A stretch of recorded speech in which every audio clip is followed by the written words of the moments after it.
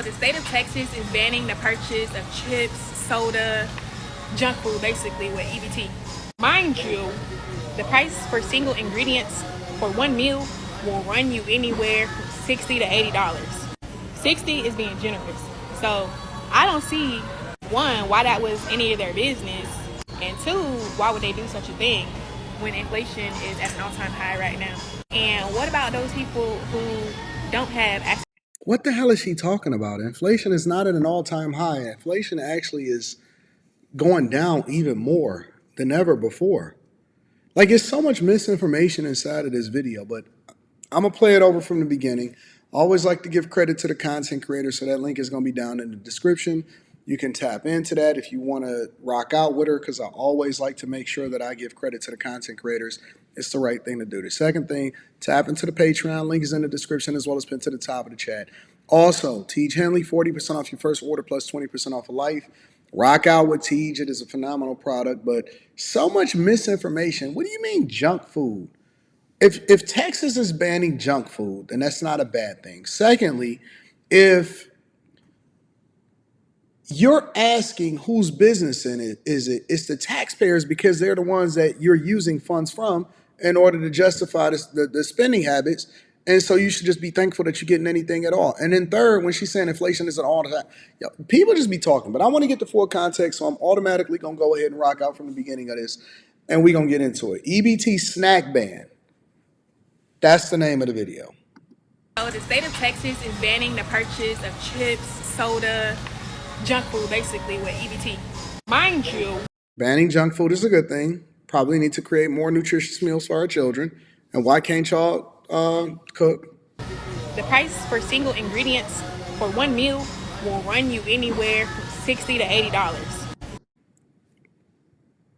That's not true. It's always easier to cook at home, and you can cook meals for the whole week, or you can cook multiple different meals in which you can still have leftovers instead of just having one thing. 60 is being generous. So I don't see, one, why that was any of their business, and two, why would they do such a thing when inflation is at an all-time high right now? And what about those people who don't have access to a home that can, cook and stuff like that? Like, it just don't make sense to me, but hey, I guess we just gotta let them do what they do. Don't be. I see a lot of people, a lot of women, and this is since like as early as I can remember. As soon as I opened up my eyes and I was able to walk back and forth to the gas station or the corner store by myself, I've always known and seen women sell their food stamps and whatever their government assistance is at pennies on a dollar, 2 for 1. You know what I'm saying? And they used to get crazy amounts of money. It's tripped out to think the amount of money that they used to get back then and what that translates into now, because the cost of food obviously was cheaper back in the 90s, right? But it's always been a thing where, you know what I'm saying, they'll basically sell their food stamps, and it wasn't uncommon. I don't even know if it's any different today, but it's not uncommon to go to the grocery store, and then a lot of times people be like, hey, how much is your stuff? That's how they started off. They'd be like, how much is your stuff? Like, oh, why? Yeah, you know what I'm saying? You give me the cash, I'll pay for it. They don't want to say they're going to sell it 2 for 1. They're going to say, you just give me the cash, and then I'll just pay for it with my card. As a matter of fact, just give me half, and then I'll pay for it with the card. And so they finessing, you know what I'm saying? They're doing the EBT. They got their boyfriend with them, but they can't say that their boyfriend lives with them, because if they say that their boyfriend is in a house with them, then they're going to actually get it removed, or they're going to force them to be able to pay child support. And so it's a whole big finesse. It's a whole big system that we're dealing with. But for her to even ask and say, whose business is it anyway? She got the chain on. She got their hair done, got their nails done. They be putting together, looking good. And then they're sitting there talking about and complaining about being on government assistance. First of all, we never should have been the ones that are taking care of their kids. That's number one. Number two, how can you then dictate how the federal government decides that they want you to use government assistance, which is not yours? It is given to you through the taxpayers. And then third, why would you want your kids to eat junk food? When you started off the whole video, you talked about, you know what I'm saying? The state of Texas is basically putting a ban on the junk food and all of this stuff. Why would you want your kid to eat junk food? Why would you want that to be a thing? That's not a thing. That doesn't make sense. You know what I'm saying?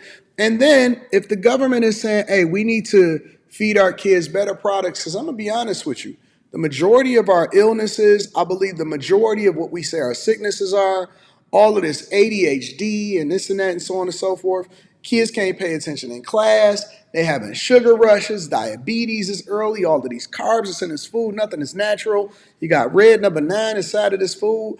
And we finally got people in office like RFK Jr. that's saying that we need to make sure that we change what we put into our food and then require for these companies to remove all of these preservatives and trash and GMOs out of our food. And as usual, it never fails. You see Democrats and a lot of women that comes to the front of the congregation and say, why do you care? It's our money. No, it's not your money. You're asking the government for assistance for things that you should be responsible for. You keep on having children out of wedlock or breaking up your families. Now you complaining about the value of your government assistance and what you can and can't buy. It's always been restrictions on what you can and can't buy with social services and government assistance, right?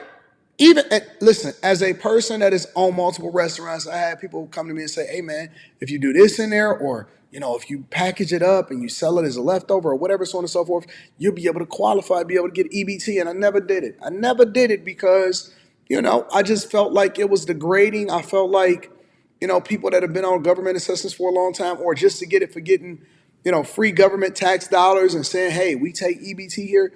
I just wasn't with it, man. I've always believed in standing on your own too. And it doesn't mean that I'm against government assistance, but I'm against people being ungrateful. I'm against, long term. I don't believe that people should be able to do that for the entirety of their children's lives. And I know people that are on government assistance and Section 8 housing for their entire lives.